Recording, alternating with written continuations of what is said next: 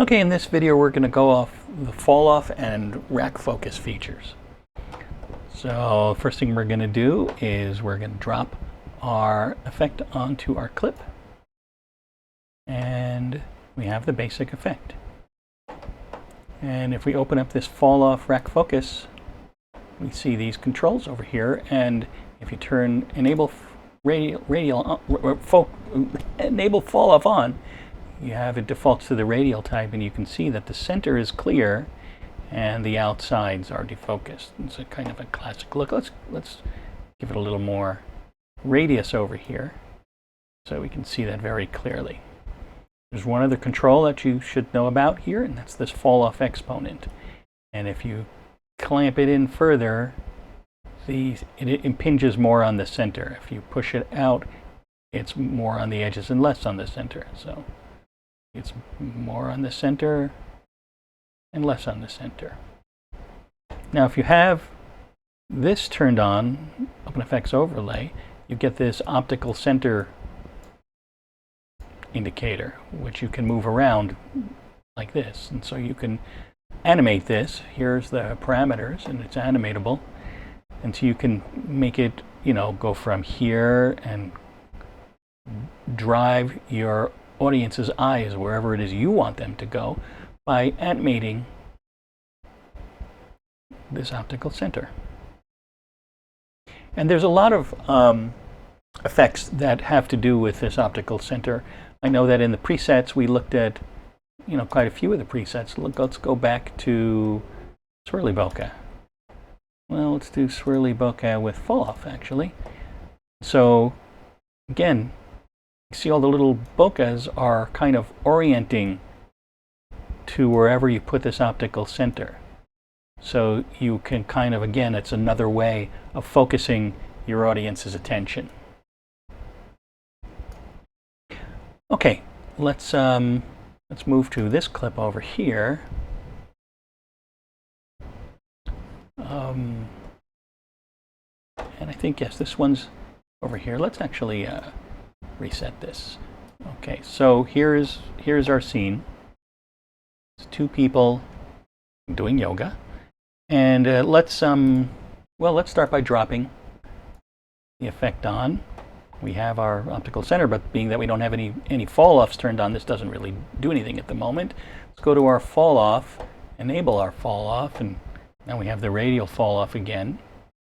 But this time we're going to look at this depth gradient or linear fall off. And being that I have the overlay turned on, we can see that we have this line over here and a center. And so we can move this. We have a linear fall off now. Let's let's make it a little more obvious what's going on here. And we can also take our exponent and crunch it in. So now we're focused on her. Now we're focused on him. It's probably too extreme, huh?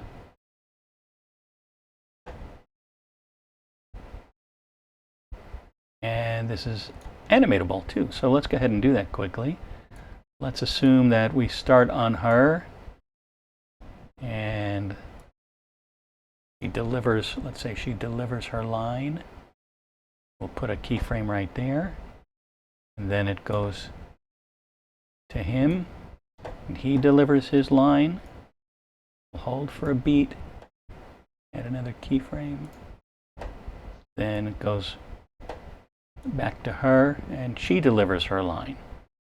Let's see what that looks like. I'll turn off the overlay. So she delivers her line. We pull focus to him. He delivers his line. And then she delivers her last line. So that's the general idea with the depth gradient or linear fall off type. Oh, there's one other thing. Instead of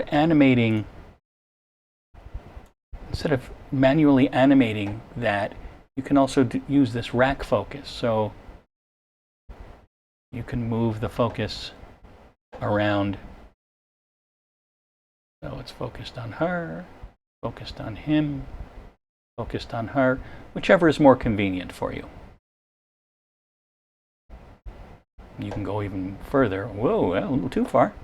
So you can take it all the way out of frame and get it to him, to her, and continue on. Take it all out of focus. So that's another feature. Lastly, there's this thing called custom depth map, because sometimes you might want both of these things to be to be in focus. So here I have a couple of power windows set up.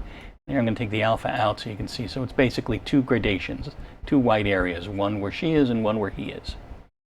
So over here, if you turn this to custom depth map, and you take the blue tab, the alpha tab, and put it into the green and the blue second input, you get what you would expect. She's in focus and he's in focus. And you have the same sort of controls. You have the fall off, so you can sort of turn the whole thing on and off. I mean, the rack focus will work, but it doesn't make a lot of sense. Well, it kind of works. It takes a little adjusting. And the exponent to make the edges sharper or not sharper. And of course the amount of blur. So you can certainly overdrive that. Lastly, let's look at doing a tilt shift effect. The tilt shift effect is really very much like the linear fall off, and it's really kind of dependent on the content. So if you want to make something look miniature, it sort of has to do with how big is the camera relative to the thing you're looking at. And well, let's just do it. Here we've put it on here, put the effect on, and we'll go to fall off and turn on the fall off, and we have the default radial fall off. Let's turn that into this linear fall off. Let's crank it up here. You can already start to see it happening, but let's turn the exponent down. And now you're starting to see, the tilt shift effect. If I turn this off, it's pretty clear, and you can, move this optical center this way, or you can use the rack focus control.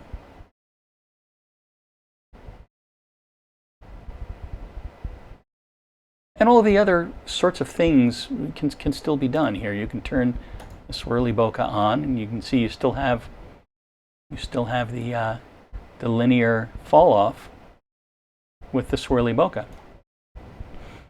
Okay, that pretty much covers it. How to deal with fall offs. It's a pretty central thing. Radial is the one you'll probably use a lot, but the linear one is good for doing things like faking rack focuses. And simulating some depth of field, some simple depth of field effects. It's not a true 3D depth of field, but it works in a pinch, and it works in a lot of circumstances. Okay.